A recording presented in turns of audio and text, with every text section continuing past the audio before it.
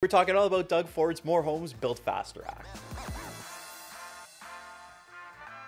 Welcome back, everybody, and thank you so much for joining me again this week. It is a pleasure to have you tuning in, whether that is on YouTube, watching me in a video, or you are just listening on a podcast. I appreciate each and every single one of you, but let's jump into it. This week, I want to talk about a bill that has been all over the news.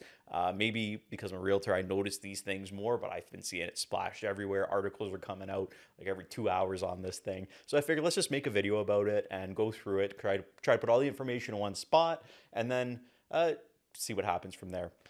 So this whole bill was basically proposed because Ontario needs to build 1.5 million homes over the next 2 years. So this is Doug Ford's plan to sort of try and help that goal.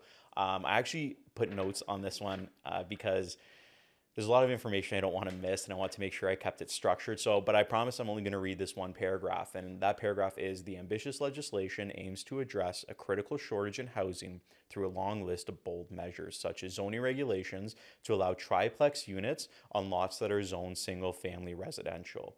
They also want to cut development charges and remove a layer from the approval process for projects with fewer than 10 units. So off the bat, we see that this is sort of like a double-faceted proposal. Number one, it is focusing on the new construction side. Number two, it's focusing on the rental side. So let's start with the new construction side of this. So essentially,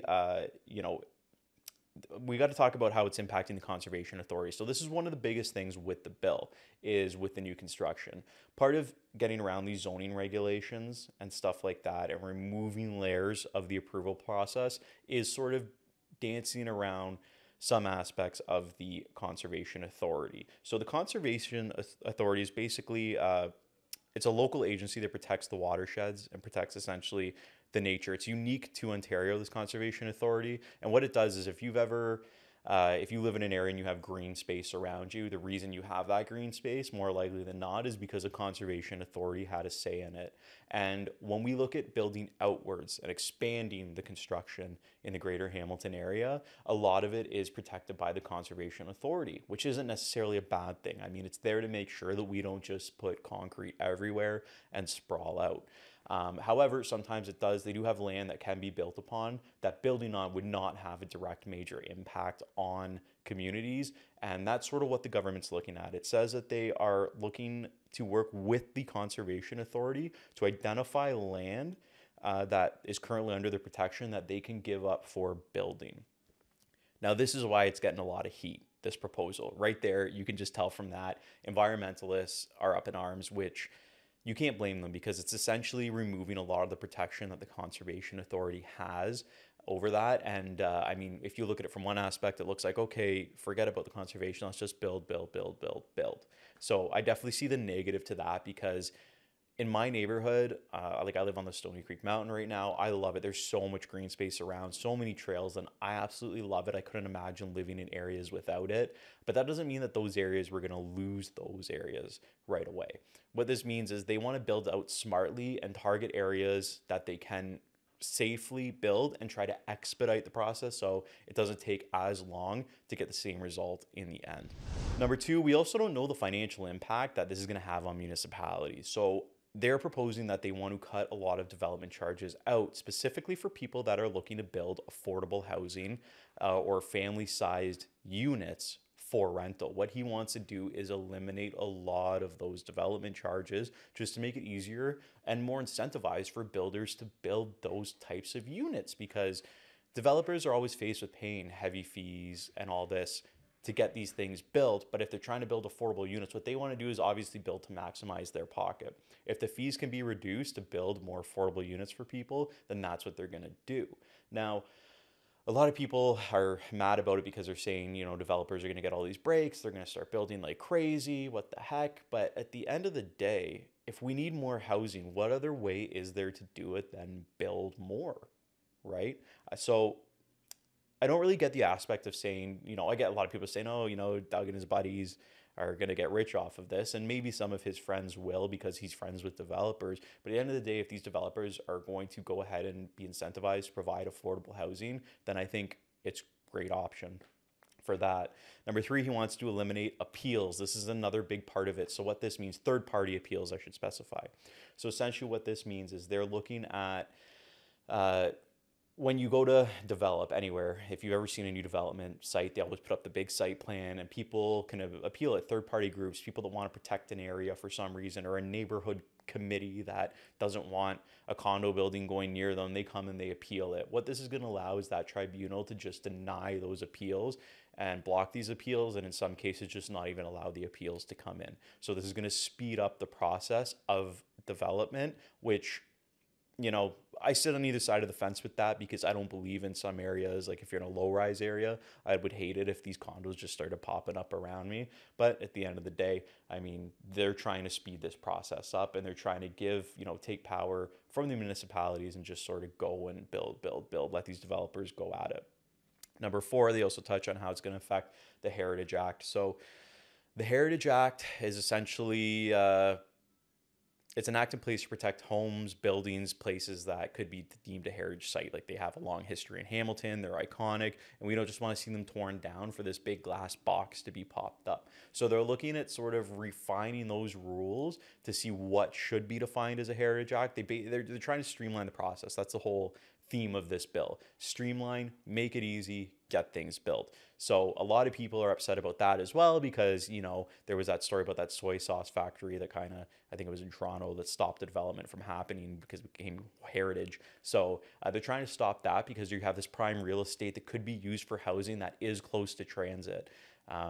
That is not because of the heritage, but there are ways to work in conjunction, I think, with these heritage buildings, whether it's these old churches or old warehouses, whatever it is, to convert them into residential areas and maybe build something a little more tasteful instead of a glass box. I think there are ways to work with it.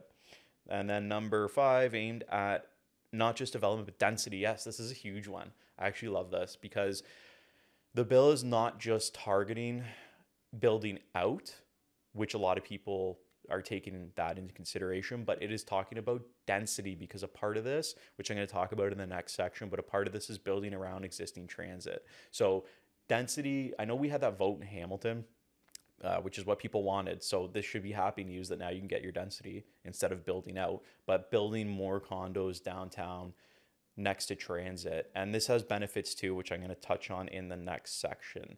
But let's talk about building, let's talk about now like the rental aspect of it, the second part here. So with the second part, with the building aspect, is they're looking at you being able to build up to 3 units on a single family zoned property. Now in Hamilton, if you're not already aware of it, we already have this ability up to 2 units. You don't have to go and apply for a zoning change. You don't have to get your house changed from single family to duplex. You don't, you know, because the way it was is if you had a single family home in an area that's zoned single family residential, you pretty much, good luck getting 2 units on there. Now, the way that it works with the 2 units is you can either build in your basement or on a second floor or in a garden suite. You can build a second unit for somebody to occupy as long as you follow the building code and go through the permit process, which is a lot simpler than trying to go to the city, get it changed, and it just drags on and on and on and on, where you can really now just streamline that process. It's been very effective. I've seen a lot of them come up for sale. They're absolutely fantastic. I think it's actually a good way to get away from providing slum housing for people, because now it's almost like, okay, you can do it, but you're going through the building permit process. So everything that's being done is being done correctly and inspected by the proper parties. So they're essentially looking to do this with 3 units. The only way that I've seen it proposed, though, is you have 2 units in your main structure. So say you have a house, you have, you know, a unit where you live upstairs, or a unit upstairs, you have a unit in the basement, and then you have a unit in a garden suite, which is either like a garage conversion or maybe a modular home, something like that. But it all has to still fit into the criteria of the building department. So I know right now, well, at least at the time of this video, if you're looking at doing a garden suite, the distance from the back of the main house to the front of the garden suite is about like 25 feet approximately. It's in meters, but I don't know, I don't go by meters, just go by the feet. So it's there's like a certain distance for that. So you can't just buy a house, have a small backyard, and jam a modular home in the back of it. You have to still hit that certain criteria. You have to be in from the property lines a certain amount, and it can't exceed a certain square footage based on the lot size as well. So these are things to consider. So they're not going to just let everybody run wild and just be like, okay, I'm going to turn my basement. You still have to go through the proper processes. Now, I think this is amazing because what this is going to allow is it's going to allow more homes, and I guess you could call it, instead of high density, you call it gentle density in low rise neighborhoods. So if you're in a neighborhood that doesn't have any high rises at all, you're on the Hamilton Mountain, Stony Creek Mountain, Ancaster, Meadowlands, something like that. You don't have any of those big buildings. You essentially, instead of seeing those go up, you have people that are keeping the structure the same and just converting into a unit that could be rented, or maybe adding something in the back that could be rented. So you're increasing the density of those areas without necessarily impacting the area around it with these large condos obstructing views and all that, or those eyesores, that sort of thing. So I really love this, and from a real estate perspective, I can tell you right now, they're talking about this coming in summer 2023. If I'm looking at a property right now to do something with investment wise, I'm looking at a house that has that either detached garage in the back, single family house with a detached garage in the back, preferably a corner lot because you can get that side access through the back. But that's what I would be eyeing as well. We also don't know what the rules are going to be when this comes out. Like if they're going to say, okay, now you can have 3, who knows, maybe they'll allow that the rear unit can be closer to the house than they're currently allowing. Like, I don't know what they're going to do, but I'm just saying there's a lot of great options out there, and a long term could pay off quite well. And then also talking more about building for the rentals and stuff, one of the things that looks good on paper more than just developers is that they want to do more building closer to transit to promote transit oriented development. They want to build closer to transit stations. So this is another thing that adds to that, where you're not looking so much at building out, but you're looking at building density inwards. And why this is good is because they can actually cut the development charges a little bit, because they don't have to now add additional transit. They don't have to pave the roads. They don't have to build transit out there. They don't have to plan for all this stuff. They're essentially just relying on what is already existing and building on top of it, which is a way that I think they're using to streamline it. But that's also going to create a lot of fantastic opportunities for people to commute for work, and hopefully even increase some of the transit. Like the GO station in Hamilton, I know comes every hour, and they're talking about, it's going to be done in Confederation Park, which I made a video about, go watch it. But the Confederation Park one, maybe it'll encourage them to build more high density around that. So there's just so much going on with this. At the end of the day, none of it's been passed. It's all just talk, but there's a lot of great information here. How I feel about the bill at the end of the day, I really like the triplex part of it. I'll be honest. I think that that's something that has been needed in this city for a long time, because building more units for people to rent is only going to soften the rental market and bring rent down. Like rent is so high now because there is such a shortage of units out there that people are scrambling to get these units. But if you have more units and you're providing more safe units for tenants, then it's definitely going to bring the rent to a more balanced state. So that's my favorite part of it. In terms of the development part, I think, I'm not one to say let's trample all over conservation, because I know that it's very important and we have to respect it. I think I like the high density part of it, building downtown, building next to transit. That's great.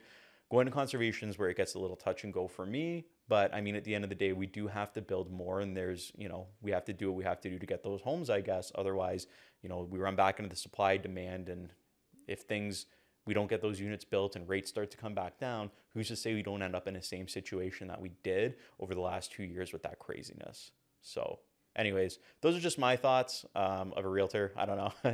You take it how you want. You probably have thoughts on it as well. In fact, I'd love to hear comments about this. I'm super interested to hear what each and every one of you has to say and what you think about it. If you see me, bring it up, because I'd love to talk about it with you and pick your brain. Anyways, I've talked long enough today. I'm going to let you go. Thank you so much for joining me again this week. I appreciate it. Thanks for joining me week in and week out. And I look forward to talking to you again next week.